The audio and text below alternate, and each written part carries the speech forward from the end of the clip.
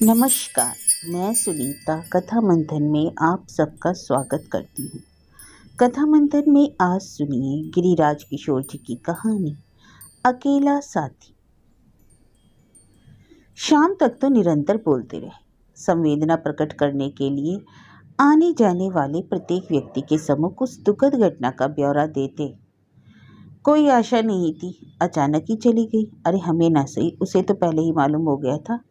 2 दिन से कह रही थी मेरी खाल में भूसा भरोगे, अब मुझे दवा नहीं चाहिए। फिर कैसे अचानक वह लेटी हुई उठ बैठी, पाँव ऊपर रखने के लिए कहा और पाँव छूते ही यहाँ थी वहाँ थी। उस दिन उन्होंने अपने आप ही सब सामान एकत्र किया, अर्थी तक बनाई। किसी ने टोका भी, आप रहने दीजिए, यह काम तो हम कर देंगे। हंस दिए तो वे।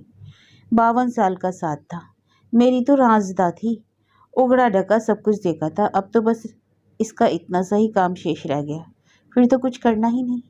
उनकी इस हंसी में अजीब खिंचावट थी। लगता था जैसे उसमें एक विशेष विस्फोटक है और उनका हर वाक्य किसी न किसी रहस्य का उद्घाटन कर रहा था। फिर अपने आप ही एक बेतुकी सी कहानी सुना दी। एक मियाँ जी की बिन्नी फूट गई। मियाँ जी रोने लगे। लोगों ने पूछा तो उन्होंने रोते रोते कारण बतलाया। लोग हंस दिए, वाह मियाँ जी, 2 पैसे की बदनी की क्या बात, एक नहीं 1000। और मियाँ जी जोर जोर से रोने लगे, बोले बदनी थी तो 2 पैसे की ही, पर मेरा तो भेद जान गई। अब दूसरी बदनी खरीदूंगा, मेरे मन की बने या ना बने। उनकी यह बात सुनकर कुछ लोग चुप हो गए, कुछ प्रहसन समझकर हंसने लगे और 1-2 बार उन्होंने गंवारू कहावत भी कही, बच्चे की माँ जैसे सयाने की जोरू। फिर वहीं उन्हें एक संस्मरण याद आया। कई रोज से कह रही थी तुम्हारा कुर्ता मैला हो गया, बदल लो, तुम्हें खांसी हो जाएगी, च्यवनप्राश खा लो। पिछली बार चल फिर सकती थी तो खुद बाजार जाकर ले आई थी। बहू बेटा कौन पूछता है, उसका तो मैं आदमी था, मेरे चलाए उसकी गाड़ी चलती थी, भला बुरा कैसा भी सही, उसके लिए तो सोने का था। खैर उसका पड़ला भारी हो गया, आगे निकल गई। दोनों स्वार्थ की लड़ाई लड़ रहे थे, उसका स्वार्थ भी पहले जैसे था और मेरा भी। वह जीत गई। दाह के समय जब हड्डियां चटक रही थी तब भी उन्होंने सभी के सामने कहा था, यही शरीर मुझे सबसे प्यारा था। बनाव श्रृंगार के लिए कितना कितना सामान ला कर दिया करता था। वह और अच्छी लगे और अच्छी लगे जब अपने हाथों अग्नि को सौंप दिया। उनकी ये सब बातें भय भय मिश्रित और चकसा से लोग सुन रहे थे। शमशान से लौटने के बाद वे कई दिन तक नहीं बोले, लगता था जैसे घर में रहते ही नहीं। उस कमरे में भी वह बैठते नहीं जिसमें संवेदना प्रकट करने वाले लोग आकर बैठा करते थे। उनके बैठने को एकमात्र वही कमरा रह गया था जिसमें रहती रहती वह चली गई थी, जिस घटना का उन्होंने पहले दिन विस्तार से सुनाया था, जब लड़के उसी को संक्षिप्त करके सबको सुना देते थे। कुछ उनके हम उम्र जो उन्हीं से मिलने की इच्छा प्रकट करते उनके पास जाते थे, अपनी बात कहते थे और बिना उनका उत्तर सुने वापस लौट आते थे, या फिर ज़्यादा से ज़्यादा वे इतना कह दिया करते थे, सबका यही परिणाम होने वाला है। बस उस दिन बोले जब उनकी बेटी आई। जैसे ही वह उनके पास गई वे जोर जोर से कहने लगे, तुझे इतने दिनों से बुला रही थी, आज निकल कर आई है, अब तेरा क्या काम, बाप का घर तो माँ से ही होता है।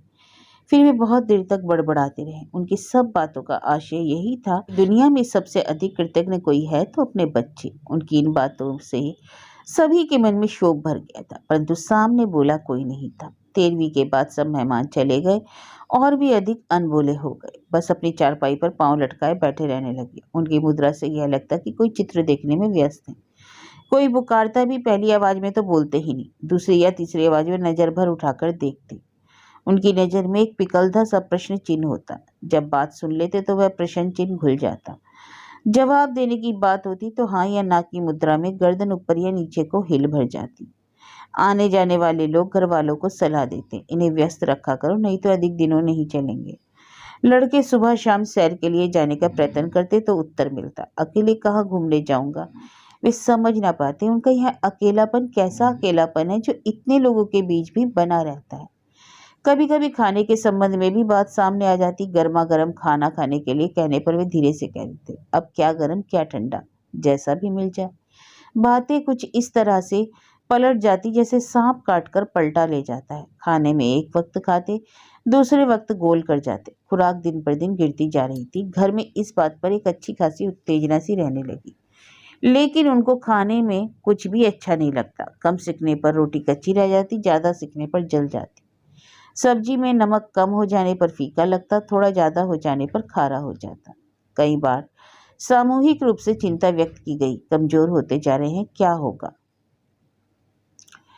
कहीं अधूरे कहीं का अर्थ वे समझ गए। बड़े रूखेपन से जवाब दिया, अरे मर भी जाऊंगा तो क्या, मौत को नहीं देखते कितना इंतजार करती है। बड़ा धैर्य होता है, जिंदगी के पत्थर को 60-65 साल तक काटती रहती है, तब कहीं रास्ता मिल पाता है। इस धीरज के साथ न्याय भी होता है तो मौत का आना किसी को बुरा न लगता। उनकी बातें हीरे की कनी की भांति तीखी और अघुलनशील होती जा रही थी। उनकी आंखों में सूनापन बढ़ता जा रहा था। कभी तो दोनों आंखें ऐसी स्थिति में ठहर जाती थी, शायद ही अब हिलेंगी। उनमें निष्क्रियता और अनास्था का अनंत सागर हिलौड़ता सा लगता। एक रात को जब उनके बड़े लड़के उठे तो वे बैठे हुए थे, आंखें ज्योतिहीन सी खुली, कहीं शून्य में ठिठक गई। पिताजी पिताजी कई बार पुकारने पर उनकी आंखें उंगली। उनकी नज़र से ज्ञात हो रहा था इस समय का व्यवधान उन्हें पसंद नहीं। बड़े धीमे से बोले, मुझे जाते जाते लौट आना पड़ता, इस तरह मत पुकारा करो। उसी समय उनके मुख से यह भी निकल गया, कई बार तुम्हारी माँ मुझसे पूछा करती है किस बात की दिक्कत तो नहीं। वह क्या जाने किस बात की दिक्कत है, और रो दिए। उस दिन का रोना बड़ा अजीब सा लगा, अश्रुहीन कालग्रस्त बच्चे का मिमियाना मात्र। अगले दिन से उनकी आवाज़ भी गिरने लगी। कुछ कुछ ऐसा अनुभव होने लगा जैसे हवा तक में उन्हें घुलने की सामर्थ्य आ गई और वे निरंतर खुलते जा रहे हैं। आखिरी बार जब बोले तो अनुभव हुआ उन्होंने किसी सत्य का साक्षात्कार कर लिया है। उनके कथन में एक निर्विकार सी दृढ़ता थी। उस दिन उनके किसी मित्र ने सहानुभूति प्रकट की थी। भाई साहब, भाभी की मृत्यु में से आपके जीवन में भारी अव्यवस्था आ गई है। वे इस पर कुछ इस तरह से मुस्कुराए कि ना मुस्कुराकर रो रहे हों, और धीरे से बोले, लेकिन मृत्यु तो स्वयं सबसे बड़ी व्यवस्था है। मित्र चले गए। उस दिन के बाद वे बोले नहीं। अक्सर ऐसा लगता रहा उनको अंदर ही अंदर बिंदु बिंदु और धारा धारा का वाष्पीकरण हो रहा है।